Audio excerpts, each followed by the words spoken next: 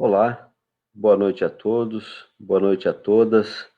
Todo mundo vai aos poucos se acomodando, chegando a mais uma transmissão do Divino Online desta noite de quarta-feira, 21 de outubro de 2020.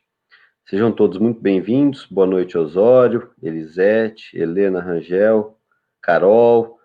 Aos poucos as pessoas vão chegando para acompanhar a nossa live da noite de hoje e a gente aproveita esse momento para transmitir os nossos recados de costume. Caso você ainda não saiba, nós continuamos no Centro Espírita Divino Mestre, por meio dos seus trabalhadores, com o atendimento fraterno online. Nosso atendimento fraterno está sendo feito pelo telefone.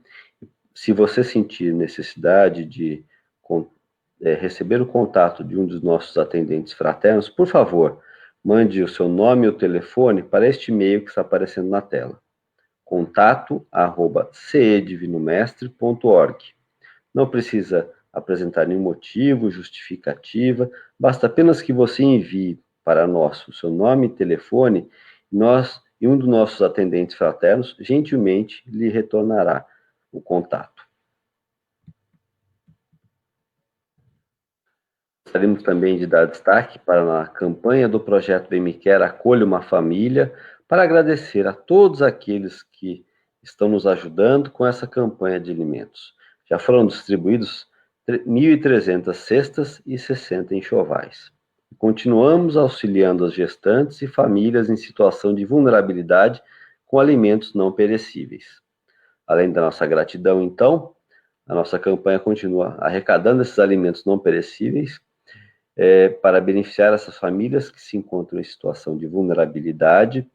E como é possível ajudar? Você pode levar a sua doação, a sua contribuição, lá no projeto Bem Me Quer, que fica na Obra Social Célio Lemos, Rua Ana Gonçalves da Cunha, número 30, ao lado do Estádio Martins Pereira.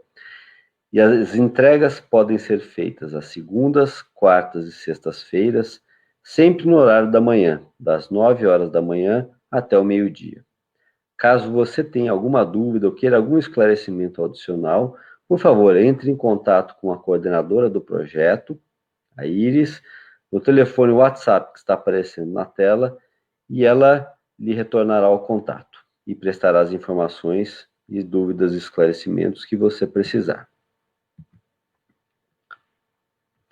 Bom, preparando já para o início da nossa transmissão. Boa noite, Bruna, José Roberto, André, Lourdes, Rosana. Aos poucos as pessoas vão chegando para a transmissão da noite de hoje. A Cris já está preparada aqui. Então, eu gostaria de pedir, nesse momento, para que a gente possa ir se acalmando, serenando os nossos corações, para começarmos o trabalho da noite de hoje, da noite de exposições, com uma prece. Então, peço a todos que fechemos os nossos olhos, possamos acalmar, aquietar a nossa mente, acalmar os nossos corações, procurando neste momento fazermos a nossa conexão íntima e a nossa conexão também com o Pai, agradecendo pela oportunidade da vida, por esta oportunidade maravilhosa que temos de, nesta encarnação, nesta nova reencarnação, procurarmos fazer o nosso melhor, nos renovarmos intimamente, buscarmos aprender as lições e colocá-las na prática,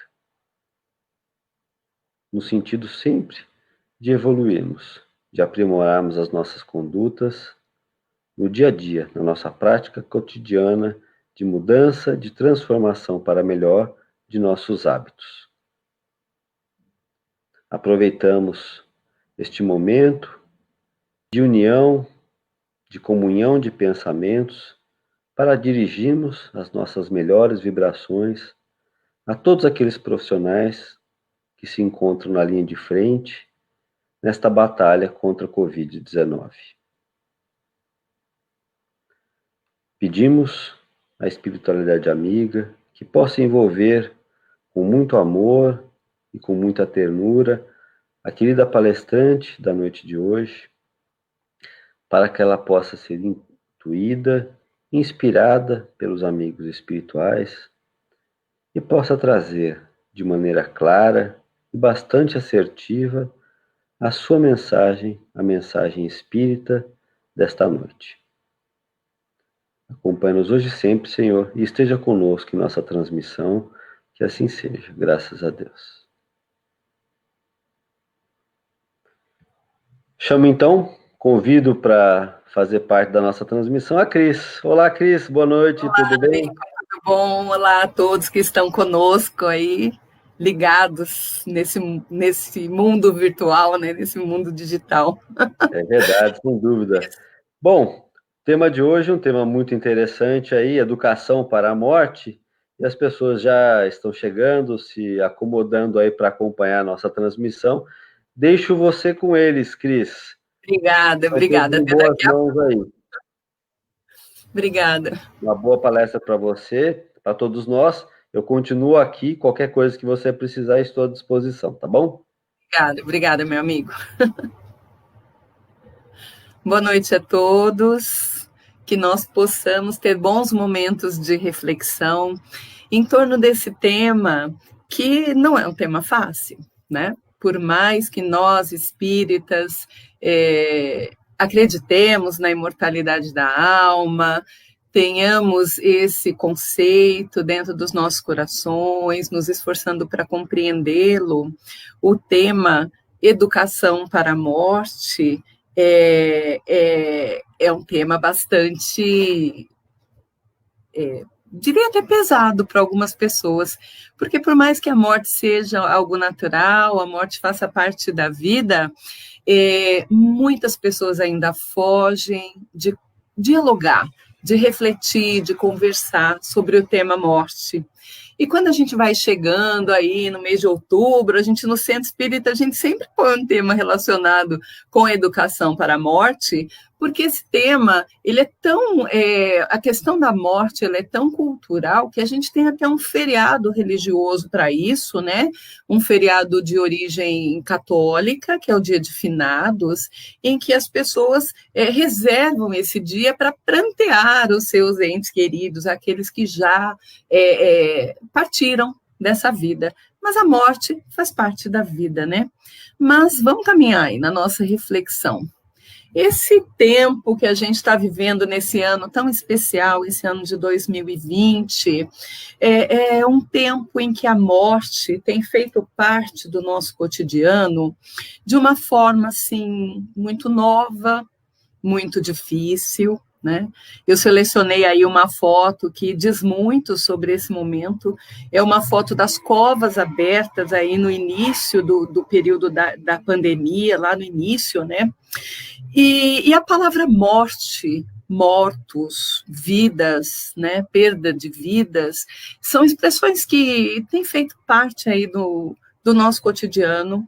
A gente liga a TV, nos jornais, na mídia televisiva, na mídia digital, e esse termo morte, ele está fazendo parte do nosso cotidiano já há alguns meses, né?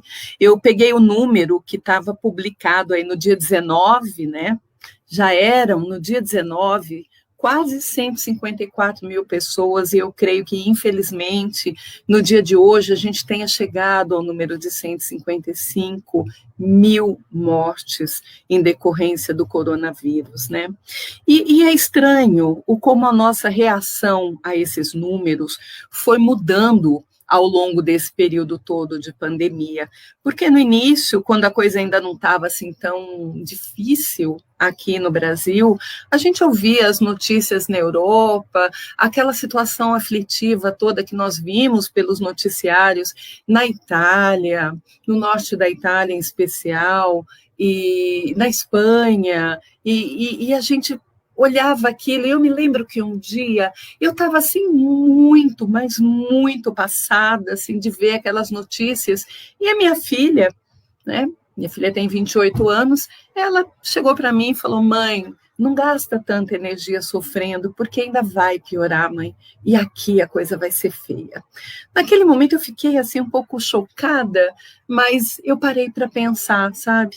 E de fato, toda essa situação que a gente está vivendo, esse cotidiano que traz a morte como uma notícia certa, né, todos os dias, é algo que tem colocado a morte como algo muito próximo de todos. E aí a gente se pergunta, né, essa situação de conviver com a notícia da morte, como isso está me afetando, né? Para eu poder refletir sobre a questão do como eu me educo e como eu convivo com a ideia da morte, essa é uma pergunta interessante de eu fazer. A hora que eu vejo a morte como algo que está ali do lado de fora da minha porta, né, invisível, na forma de um vírus, e isso me obriga a tomar as minhas precauções, fazer com que eu busque proteção, né? Isso está me afetando de alguma forma, afetou as nossas rotinas, nos obriga a andar de máscara, nos obriga a pensar em fugir de aglomeração, nos isolou dos nossos melhores amigos. Essa situação toda está nos afetando de alguma forma, né? Alguns num grau maior ou menor, mas afetou as nossas vidas com toda certeza. E quando a gente olha essas notícias de vidas ceifadas por conta do coronavírus, né, outra pergunta que a gente pode se fazer é: e se fosse eu? Se fosse eu a me contaminar, né, eu estaria preparado? Como é que está a minha educação para a morte, né? Se fosse eu a contrair uma doença que pode matar e tem uma letalidade considerável, né? Eu estaria preparado? Como é que eu estou vivendo a minha vida para enfrentar uma situação que para 154 mil brasileiros já foi real? E quando a gente pensa nesse número, 154 mil, 155 mil brasileiros, são 155 mil famílias, são mães, são pais, são órfãos, né? São famílias que estão sendo afetadas por isso. E como a gente convive com a ideia da morte? Como é que a gente se prepara? Essa é uma reflexão para a gente se fazer. Se fosse eu estaria preparado? A minha família estaria preparada para ficar sem a minha presença, né? Só um minutinho aqui para eu avançar. Para nós que somos espíritas, um dos pilares da doutrina espírita é a reencarnação. Nós acreditamos na imortalidade da alma, nós acreditamos na existência da vida espiritual, que é a verdadeira vida, e acreditamos na reencarnação. Acreditamos que podemos nos comunicar com os nossos entes queridos que já nos antecederam ao retorno para casa, né? Mas esse ciclo ali representado, né, entre o nascimento e a morte, o retorno num novo nascimento e a morte, é um ciclo que se repete. Porque para nós que somos reencarnacionistas, que acreditamos na reencarnação como um dos pilares da doutrina, morrer e nascer faz parte, né? E nós, como espíritos no caminho da evolução, já trilhamos esse ciclo de idas e vindas entre berço e túmulo inúmeras vezes, mas ainda assim não aprendemos a morrer, né? Nós ainda temos problemas com a ideia da morte. Nós, apesar de abraçarmos a doutrina espírita, quando temos a morte chegando na nossa família, seja na forma da perda de um ente querido ou de um diagnóstico de uma doença grave que pode nos levar ao desencarne, a gente ainda tem um processo muito doloroso pelo qual a gente passa, né? E é algo que merece a nossa reflexão, né? Embora nascer e morrer faça parte, a gente ainda tem dificuldades para lidar com tudo isso. Olhando para as bases da doutrina, né, aquilo que a gente estuda sobre reencarnação, a gente sabe que a reencarnação, né, essas idas e vindas entre vida espiritual e vida carnal, né, vida corporal, é o caminho para a evolução, é a dinâmica pela qual nós espíritos evoluímos. E quando a gente busca esse fundamento, lá nas questões 167 e 168, nós encontramos temos bem fundamentada essa ideia de que a reencarnação é essa dinâmica. E reencarnar implica em cumprir esse ciclo de vida e morte, né? Contínuos aí. Eu fiz uma síntese ali. Então, a questão 167 e 168 nos deixam claro que o objetivo da reencarnação é o melhoramento progressivo da humanidade. Então, se somos espíritos eternos, que estamos trilhando um caminho evolutivo, né, é necessário que estejamos às voltas com esse mecanismo da reencarnação para que possamos melhorar progressivamente. Sendo que a cada nova existência, o espírito dá um passo no caminho do progresso. Só que cada nova existência, ela se finda com o fenômeno da morte, né? Essa experiência carnal que a gente desfruta com a reencarnação, ela é uma das situações de aprendizagem mais valiosa que qualquer um de nós, espíritos, podemos desfrutar, podemos vivenciar, para fixar todos os aprendizados, todos os saberes que vamos acumulando, né? E que vão nos ajudar a desenvolver esse progresso tão necessário e que todos nós somos capazes de conquistar nessa escalada evolutiva, né?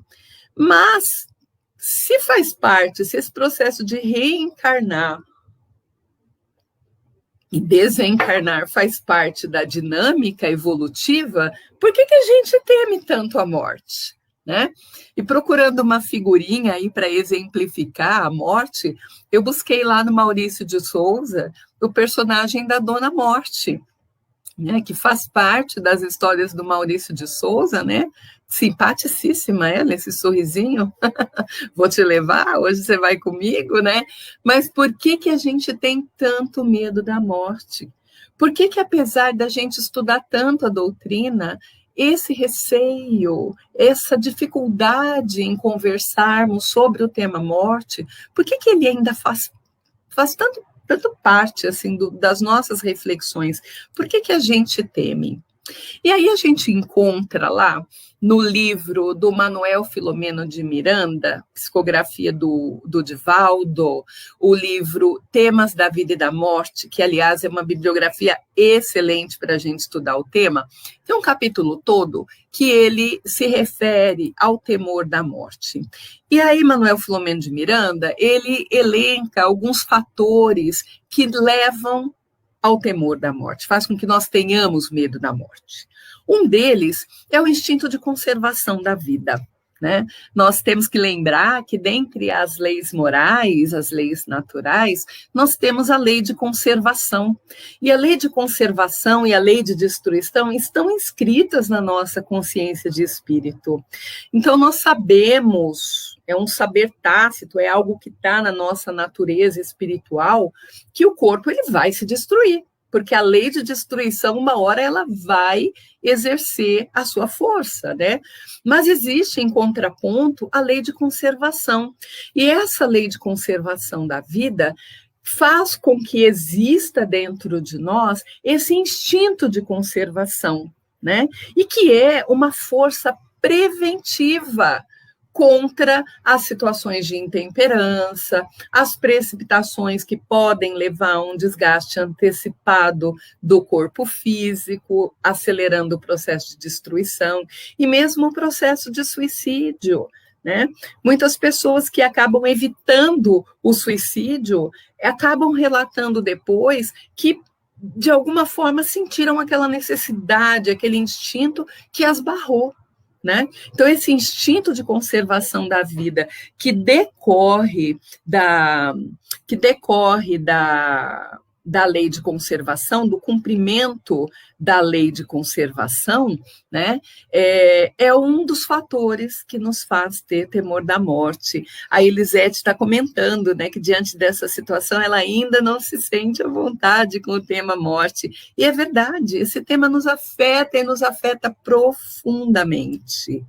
Outro fator que Manuel Filomeno de Miranda destaca é a predominância da natureza animal, que ainda existe em todos nós, e que naqueles espíritos ainda inferiorizados comanda as aspirações desses espíritos e as tendências e as necessidades. Então, ainda temos resquícios da nossa vida animal e tememos pela nossa segurança, lutamos pela preservação. Um outro fator trazido nesse livro é o esquecimento temporário da vida espiritual, de onde o espírito procede.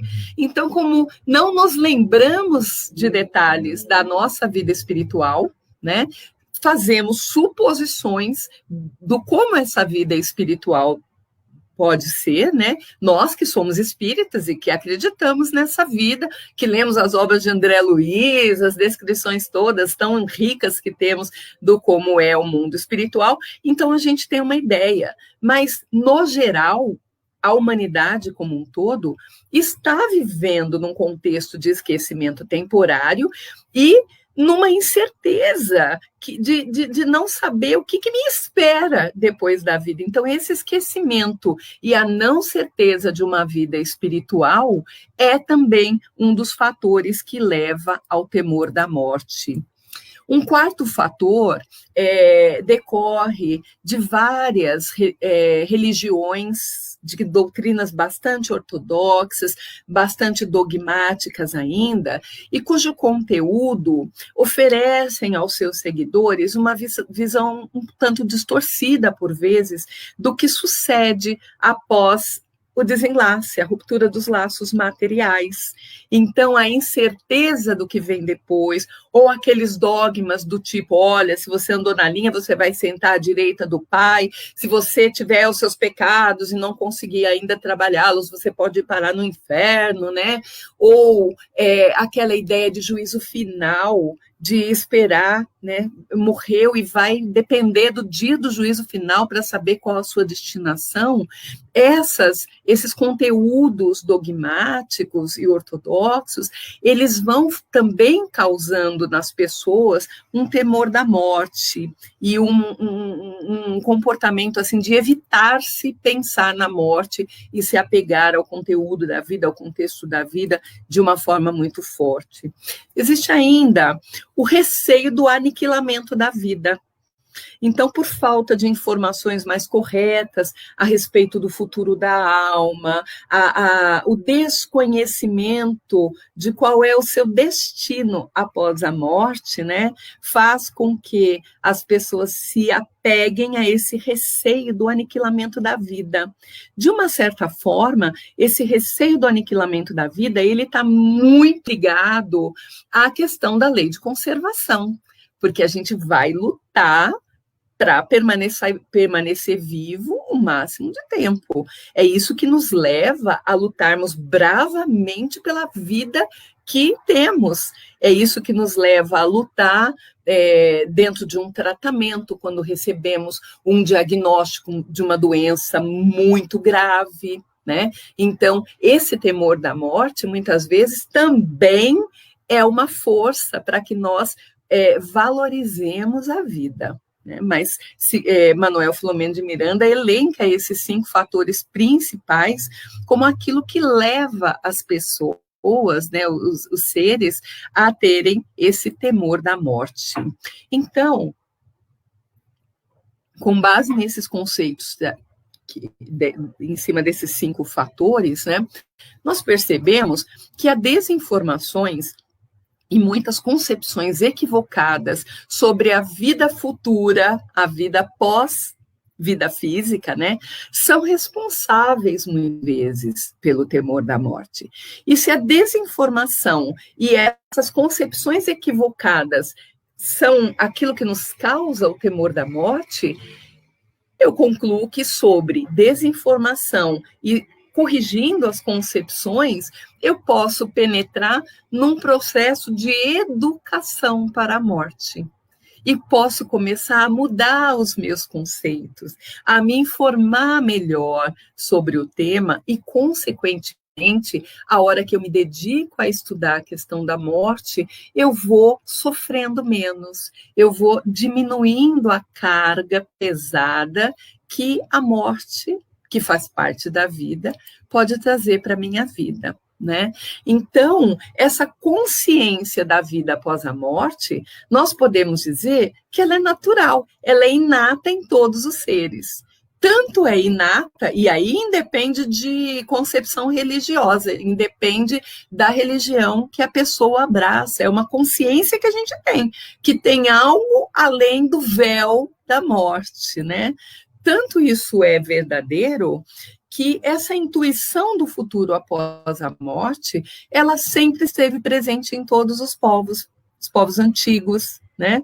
Então, ela sempre esteve presente na humanidade, na consciência da humanidade em todos os tempos. Se nós olharmos os egípcios, por exemplo, eles tinham tanta certeza de uma vida após a morte física que essa cultura toda em torno da morte está descrita no livro dos mortos, né? Que é uma obra que retrata muito dos costumes egípcios. A gente tem aquelas cerimônias fúnebres, o processo de mumificação, todas as riquezas que eram colocadas lá nos túmulos, e pessoas, inclusive os servos, que eram sacrificados para poder continuar servindo o Senhor, né?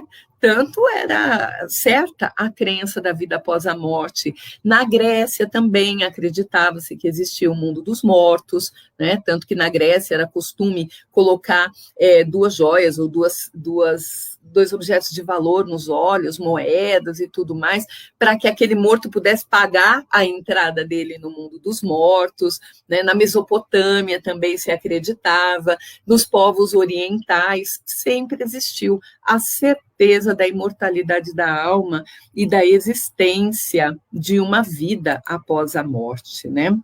Mas vamos continuando nesse nosso processo de reflexão e de educação para a morte. Nós, espíritas, acreditamos que o momento da morte é aquele que finda, né? Finda a experiência do corpo encarnado, e a partir dali ocorre o processo de desencarnação, ou junto acontece o processo de desencarnação.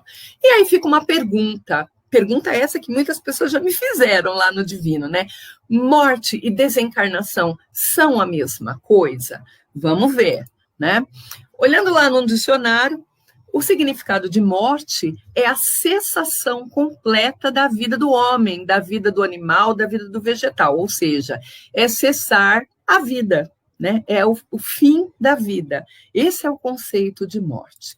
Mas quando a gente olha a morte como sendo um fenômeno biológico, a morte é um término natural de uma etapa física, na medida em que aquele ser vivente, seja ele um animal, um vegetal ou um ser humano, não tem mais energia vital, não vive mais. Então, esse término natural da etapa física ou das energias físicas, das energias orgânicas, né, dá início a um novo estado de transformação molecular, em que aquele corpo físico passa por transformações, se degenera, se transforma em outras substâncias e se desfaz, né?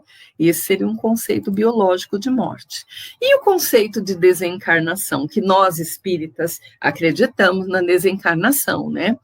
A desencarnação ela ocorre logo depois do processo da morte orgânica, né, quando ocorreu esse rompimento das energias para o corpo vivente, e vai diferir em tempo e em circunstâncias, na forma como ele se dá, de indivíduo para indivíduo.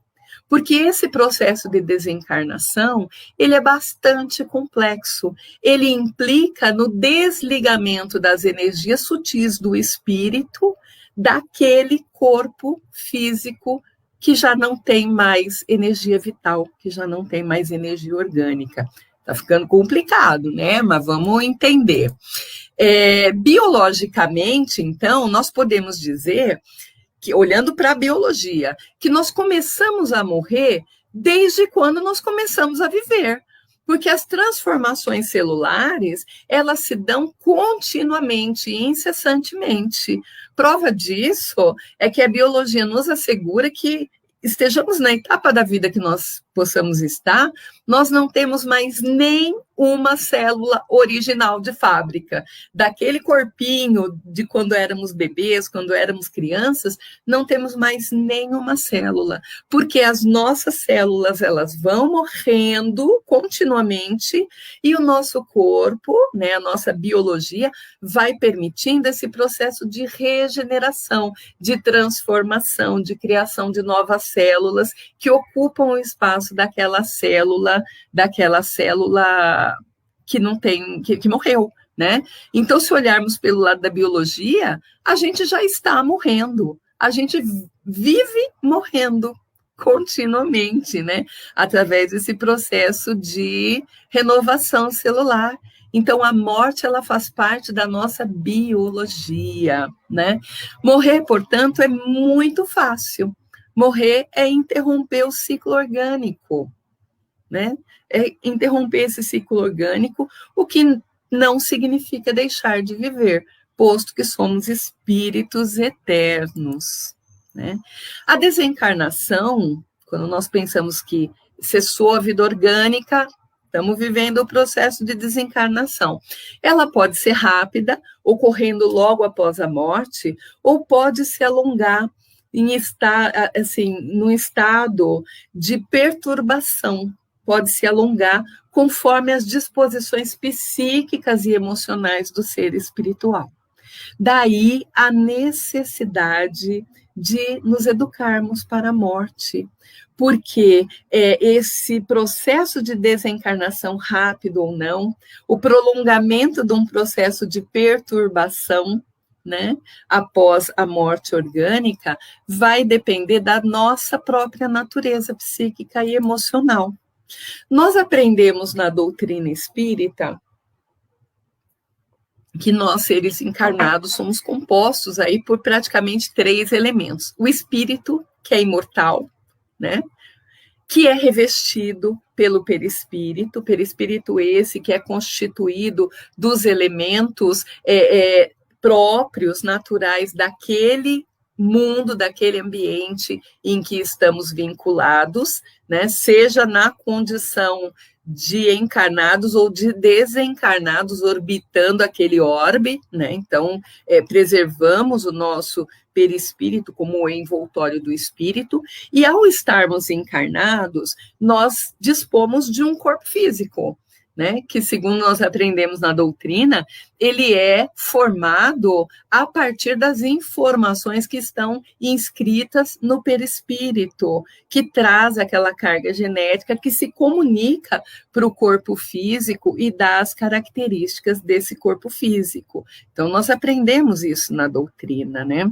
E o que faz essa ligação entre o corpo perispiritual e o corpo físico são fluidos, são energias eletromagnéticas, o fluido vital que vai alimentando o nosso corpo físico, né? E no momento em que se desencadeia o processo de desencarnação, essas ligações fluídicas entre corpo e espírito, elas vão sofrendo modificações. Então, em decorrência disso, quando vai chegando o momento em que deve ocorrer o desencarne de um determinado ser, né, inicia-se esse processo de desencarnação durante a vida física, né? E esse processo ele vai se desencadeando. A gente encontra essas informações muito bem detalhadas no Livro dos Espíritos, nas perguntas que falam sobre o regresso ao mundo espiritual. Porém, na medida em que eu vou me espiritualizando e eu vou compreendendo essa minha natureza de espírito eterno que está participando de uma experiência reencarnatória, que está reencarnado num contexto necessário para que o processo evolutivo se cumpra, né? Na medida em que eu vou me espiritualizando, vou jogando espiritualidade na minha cabeça, vou compreendendo melhor esses conceitos, a temporalidade da vida e tudo mais, a gente já vai promovendo uma mudança na natureza dessa ligação fluídica entre corpo e espírito, na medida em que eu me educo para acreditar que é natural desencarnar. E ainda bem que a gente não sabe quando isso vai se dar, né?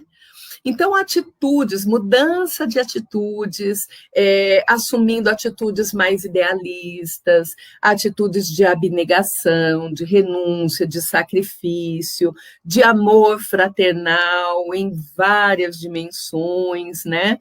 Vão me transformando nesse processo de espiritualização e vão fazendo com que as correntes de energias que transitam entre o corpo espiritual e o corpo carnal e vice-versa, né, comecem a se modificar, comecem a se tornar menos materializados, mais sutis, né, e menos densos, e eu vou me transformando.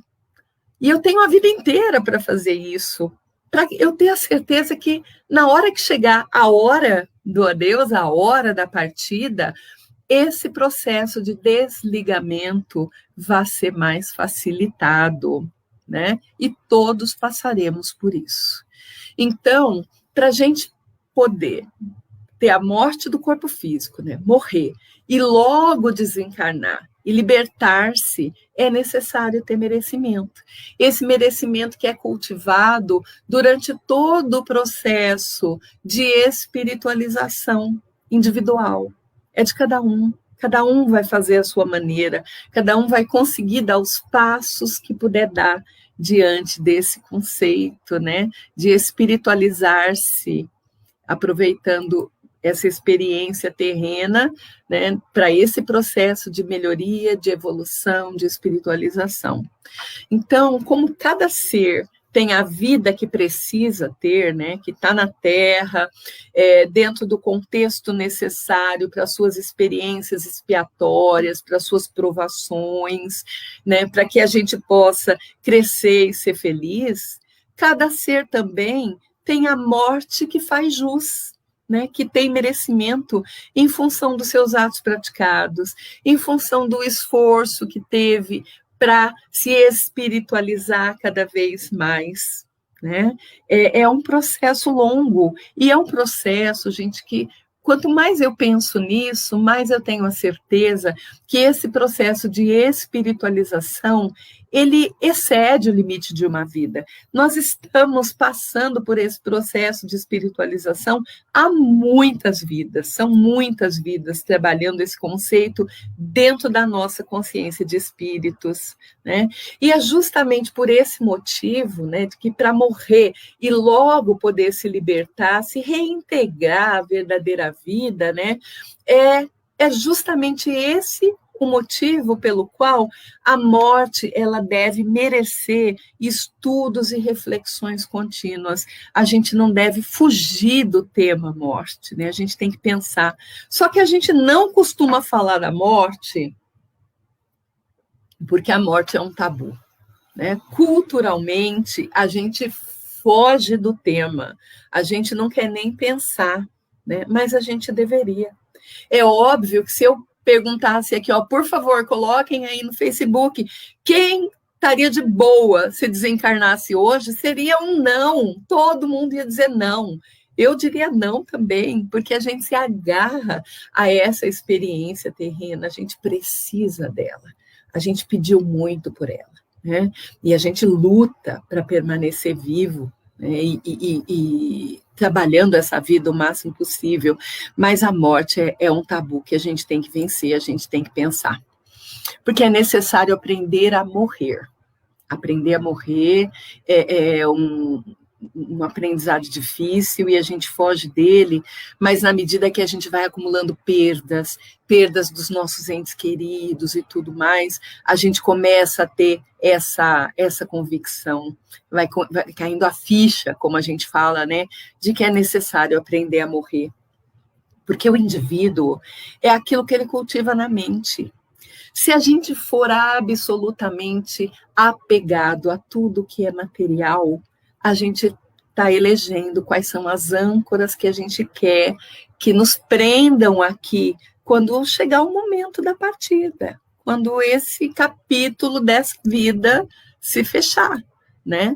O apego, seja ele de qualquer procedência durante a vida física, ele permanece após a morte, né? Então, o apego aos bens, o apego às pessoas, o apego às situações que às vezes precisam terminar, né? Capítulos que precisam fechar na nossa vida e a gente se apega às situações. O apego, ele é uma âncora muito forte que nos ata e permanece após a morte. Quantos romances espíritas, quantas obras de André Luiz a gente já leu e que retratam para a gente o sofrimento dos espíritos na vida espiritual por conta dos apegos materiais. Para aqueles companheiros nossos que trabalham nos grupos mediúnicos, quantas comunicações mediúnicas já não foram assistidas, quantos irmãos nossos já não foram socorridos para se livrarem de apegos que continuam após o túmulo, continuam após a morte, né? Então, aprender a morrer é uma necessidade, a gente tem que refletir sobre esse tema, por mais difícil e pesado que ele seja, porque é uma necessidade ética, para compreender a dor do outro, para conviver com a dor do outro, para conviver com a dor em geral, com a morte em geral. É uma necessidade filosófica para ditar como nós vamos conduzir a nossa vida, ou como nós escolhemos viver. É uma necessidade religiosa, porque também estabelece vínculos nossos com a divindade, com Deus, né? Então, aprender a morrer é uma necessidade. E quando a gente pensa no processo desencarnatório, que faz parte dessa ideia de aprender a morrer, lá nas questões 155 e mais o item A, que complementa essa questão, nós encontramos que quando os laços que prendem a alma ao corpo se rompem, a alma, ela se desprende gradualmente, não é imediato. A morte, ela surge apenas como a destruição do corpo e não do perispírito, que retorna ao mundo espiritual com as características que tínhamos nessa última vida, né? E esse perispírito que se separa do corpo quando cessa a vida orgânica. Portanto, as impressões que são longamente fixadas e as sensações vividas de sofreguidão vão assinalando profundamente os tecidos sutis do perispírito. O perispírito leva essas sensações e vão impondo necessidades e dependências para esse perispírito que integra esse conjunto espírito-perispírito, né? E a morte, ela não consegue de imediato romper essas necessidades e dependências, porque essas necessidades e dependências, elas estão gravadas no emocional, no psicológico do espírito que desencarnou, né? Então, essa perturbação, e é esse termo mesmo que nós encontramos na doutrina, né? Essa perturbação espiritual que acompanha o espírito após a morte, ela é consequência, é resultado das crenças e do comportamento de cada criatura enquanto se encontra na vida física. Então, a perturbação pode ser mais longa ou mais rápida, né? E ela é consequência, ela é resultado daquilo que eu acreditava enquanto vivo. Ora, para que eu vou querer uma perturbação muito longa se eu posso ir trabalhando essa questão do desapego, essa questão das minhas crenças, do meu comportamento enquanto eu estou vivo? É exercer o livre-arbítrio. Eu escolho mudar os meus conceitos, eu escolho mudar as minhas crenças, né? E aí, eu tenho certeza que se eu convidar vocês agora, olha, lembrem-se de casos de pessoas que mudaram a sua visão em torno da morte, como foi o desencarne dessas pessoas. Eu tenho certeza que todo mundo tem uma história para contar. Esse ano, no mês de junho, eu me despedi de uma prima muito querida, nós duas muito próximas, primas de primeiro grau, vivemos a nossa vida como irmãs, praticamente, diferença de idade muito pequena.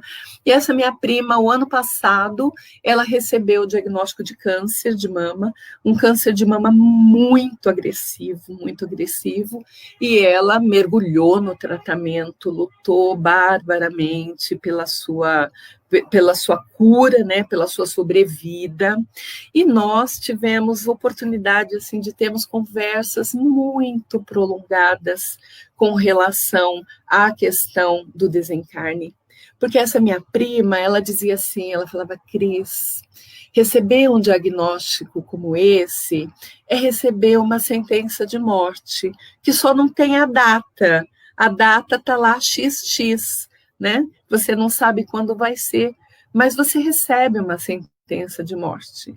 E essa minha prima falava assim para mim: Cris, isso mudou a minha forma de ver um monte de coisa na minha relação familiar, de preparar a minha família para a hora que eu não estiver mais aqui. Então, ela foi promovendo uma mudança de ótica em torno da morte, né? E ela desencarnou no dia 25 de junho. No dia 18 à noite, nós duas estávamos conversando pelo WhatsApp e a gente estava justamente falando desse processo de espiritualização. Ela falou para mim assim, ela falou: Cris, eu estou absolutamente tranquila, porque se eu tiver que desencarnar, eu já sei o que me espera.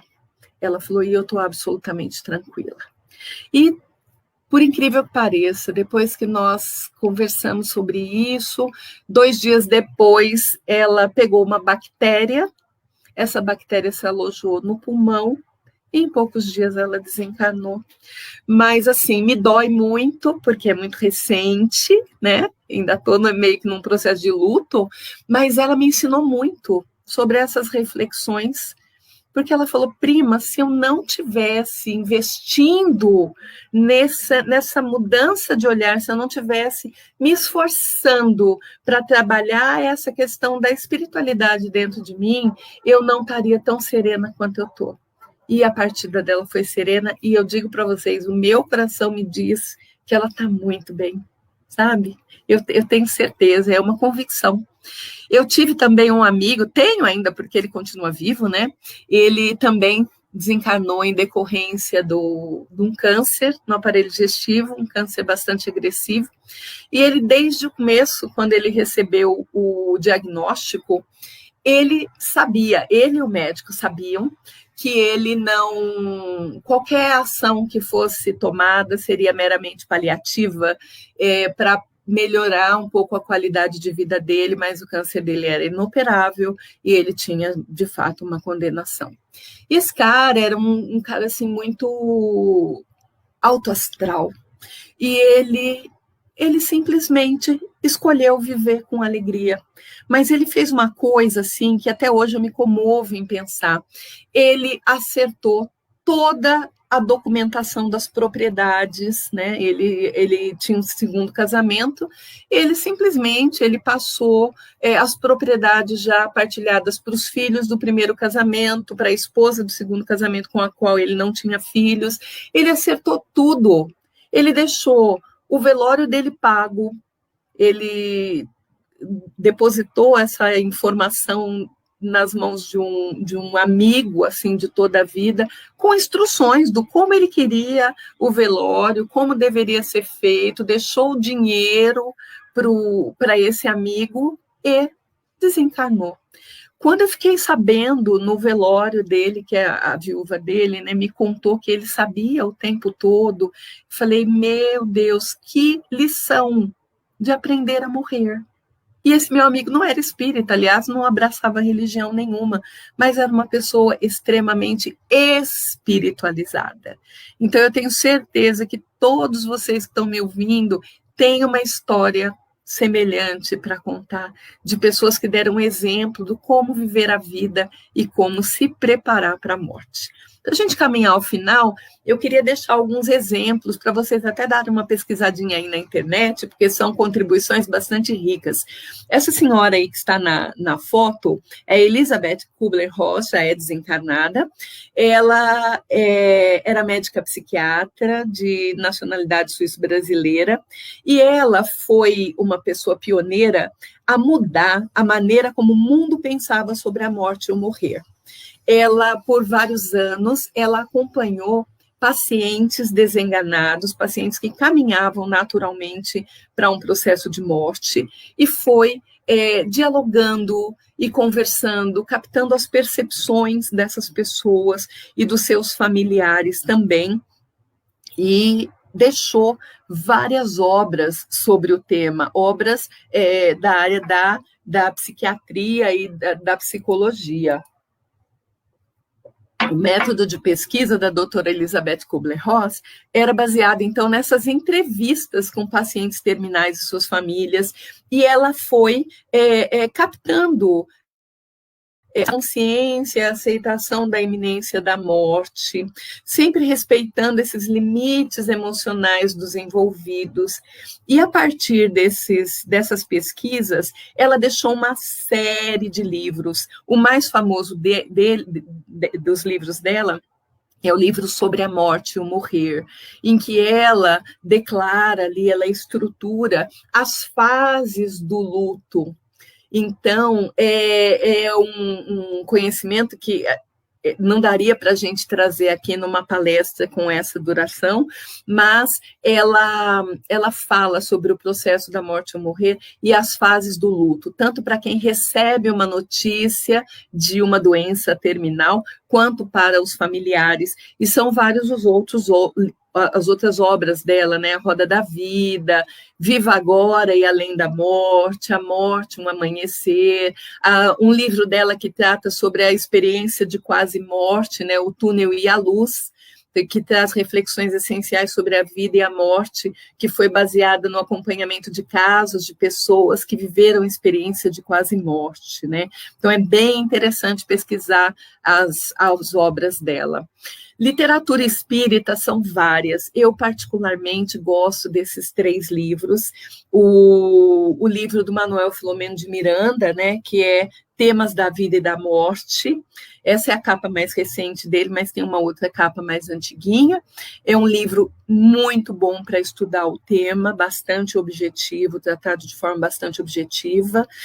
O Richard Simonetti também nos deixou o livro Quem Tem Medo da Morte, que são crônicas, casos, né, que ele nos relata ali, que também, assim, aliviam o peso do luto, aliviam o peso da morte. E tem um romance Na Hora do Adeus, também ditado pelo espírito Luiz Sérgio, que trata a questão da morte com muito carinho e com reflexões bastante ricas.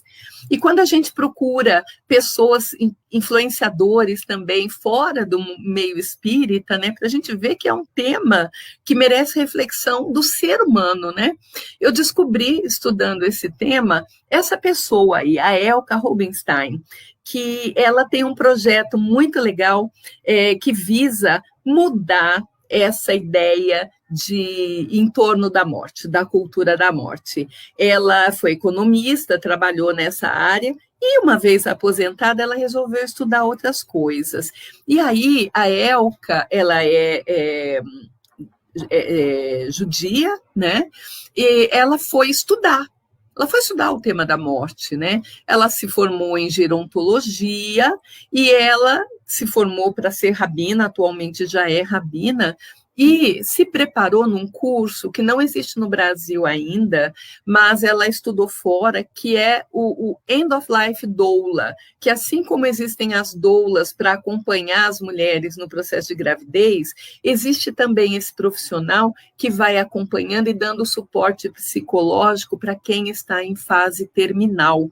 Né? Então, ela tem um projeto em São Paulo, que agora com a pandemia está interrompido, mas é um grupo de pessoas que chama 10 Café Sampa, se reúne em São Paulo, que é um espaço para poder conversar sobre a morte, é um espaço, segundo ela define, né, um espaço onde é fácil falar de coisas difíceis, Por quê? Porque o objetivo desse projeto da Elka Rubinstein é aumentar a consciência das pessoas sobre a sua própria finitude. Finitude é o termo que a gente usa para a caminhada para o fim, né? E visa ajudar as pessoas a aproveitarem melhor as suas vidas, né? E não temerem a morte. Então, vejam, existem contribuições dentro da doutrina, dentro da psicologia e dentro de uma cultura contemporânea para a gente ir se educando para a morte. O quarto exemplo que eu queria deixar é dessa médica, muitos devem conhecer, porque tem uns vídeos bastante conhecidos dela no YouTube, que é Ana Cláudia Quintana Arantes. Ela é uma médica intensivista que trabalha com os cuidados paliativos de pacientes que já estão caminhando para a morte. E esse título, A Morte é um Dia que Vale a Pena Viver, é um livro assim, que é até difícil de conseguir comprar, porque ele reimprime e esgota, né? Em que ela vai tecendo essas ideias a respeito da morte, vai tirando o peso do sofrimento sobre a morte, e ela dialoga muito sobre a qualidade no final a qualidade de vida no final da vida. Então, procurem alguns vídeos da Ana Cláudia Quintana Arantes, que os vídeos eles já são maravilhosos, o livro é melhor ainda, né? Então, caminhando para a nossa conclusão, né?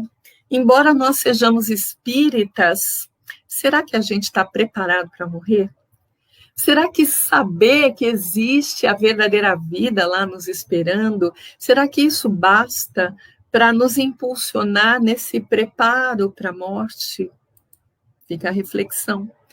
Como eu me preparo para a morte? E como que eu estou me preparando para a morte? Como eu estou preparando a minha família? Como eu estou debatendo o tema junto à minha família? Né? Porque é um fenômeno que pode bater a porta de qualquer família. Como é que eu estou me preparando? E como é que eu reajo em situações de morte? Porque analisar qual é a minha reação diante das situações de morte pode me dizer muito sobre como eu penso a morte para mim própria, né? Como é que eu reajo em situações de luto? Mergulhando nessa análise das minhas próprias reações, eu posso encontrar quais são os aspectos em relação ao tema morte que eu preciso trabalhar em mim e fazer a minha escolha consciente de me educar para esse processo. Então, percebam, quando a gente vivencia uma situação de morte, quando a gente acompanha uma situação de luto, quando a gente precisa consolar pessoas que estão em luto, né? É importante que eu pare para pensar e perceber em como se dá essa dimensão emocional da perda, da morte, do luto, pois sempre haverão lágrimas e dores que precisam ser choradas, gritos que às vezes precisam ser gritados, e às vezes a gente se impõe determinadas situações, não, eu tenho que aguentar, mas determinadas dores e lágrimas, se elas não forem colocadas para fora, elas vão se tornar um peso emocional muito grande. Então é necessário que a gente reflita e perceba essas dimensões da perda. E entender que a morte precisa ser vista com mais naturalidade, porque ela faz parte. E a gente tem que definitivamente se convencer de que somos espíritos eternos, porque por mais que a gente explique isso e diga isso dentro da casa espírita, é difícil botar para dentro da cabeça, para dentro da própria consciência, né? Entender a morte com mais naturalidade, né? E é algo que é muito necessário quanto a valorizar a vida. Eu tenho que valorizar a vida, mas eu tenho que também melhorar a minha relação, a minha educação para a morte. Porque, para nós que acreditamos na imortalidade da alma, a gente pode dizer que morrer é voltar para casa. Por mais que a gente não queira voltar para casa, mas uma hora a gente vai voltar. Morrer é voltar para casa. E é isso, meus amigos, o que eu queria trazer. Esse tema, ele é muito profundo.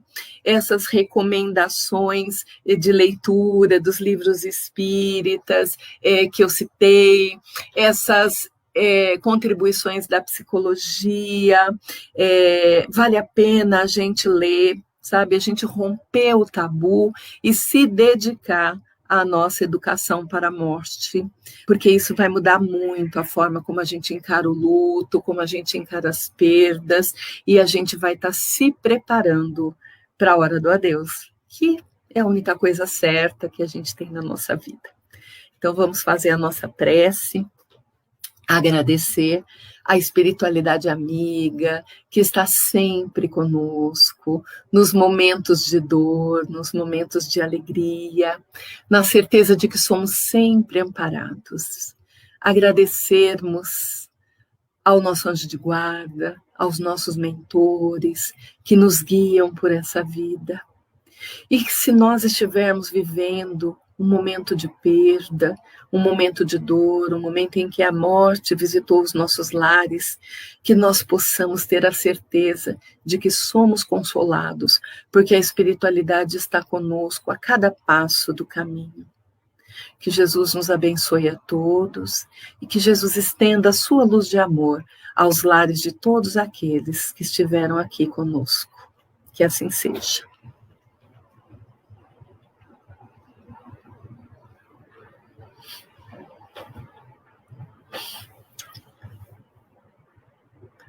Seu microfone está fechado, Lincoln. Verdade, acontece nas melhores famílias. Muito obrigado pela sua participação, pela sua presença aí na nossa transmissão da noite de hoje, ajudando para um tema que, embora ele pareça simples ou de fácil entendimento para o espírita, muitas vezes a gente também tem as nossas derrapadas e dificuldades para compreendê-lo, né? Eu acho que você soube com muito jeito, com muita leveza, ajudar nesse trabalho de ressignificação da morte, né? Que é um trabalho constante que a gente precisa fazer, né? Eu acho que é uma convicção que a gente vai adquirindo na medida que o tempo vai passando, que a vida vai nos ensinando, vai nos trazendo ensinamentos, né? Exatamente. Maravilha. Bom, muito obrigado a todos que participaram. Camila, ótimo te ver por aqui. André, Maria Regina, José Roberto, Elisete, Bruna, Maria Célia, todo mundo que participou da nossa transmissão da noite de hoje. Nora, é um prazer sempre recebê-los a todos aqui na nossa página do Segura, modo virtual de exposições que o Centro Espírita Divino Mestre manteve desde o início da pandemia, lá no longínquo mês de março, né? Já são 7 meses aí, a gente continua aqui firme e forte, graças à participação de todo mundo que está acompanhando a gente aqui. Meu muito obrigado a todos, em nome do Centro Espírita Divino Mestre, e lembro a todos que a nossa próxima palestra, nossa próxima exposição online será no domingo. O tema muito interessante, muito apropriado para o momento. A pergunta pode causar alguma dúvida para algumas pessoas. As mulheres têm alma? Mas essa é uma pergunta que Kardec fez, e há um texto dele muito bem escrito, provocativo, para trazer reflexões para a gente, da Revista Espírita do ano de 1866, do mês de janeiro. Quem tiver interesse, vai lá, dá uma olhadinha antes da palestra, leia esse texto de Kardec, ele está disponível na Kardecpedia, é fácil de conseguir pela internet esse texto, As Mulheres Têm Alma, e a gente complementa esse título dizendo: As mulheres têm alma? A busca por uma sociedade igualitária. Lugar de fala das mulheres, e quem vai apresentar esse tema serão as nossas queridas amigas Lívia e Fernanda. Elas vão procurar contextualizar esse assunto que já não é novo, é bastante antigo, na nossa sociedade atual. Então, eu conto com a presença de todos vocês para o próximo domingo, na palestra das 9h30 da manhã. Sendo assim, agradeço a todos pela presença mais uma vez e espero a todos no próximo domingo. Obrigado, obrigado, Cris. Tchau, tchau Boa a todos. noite a todos. Tchau.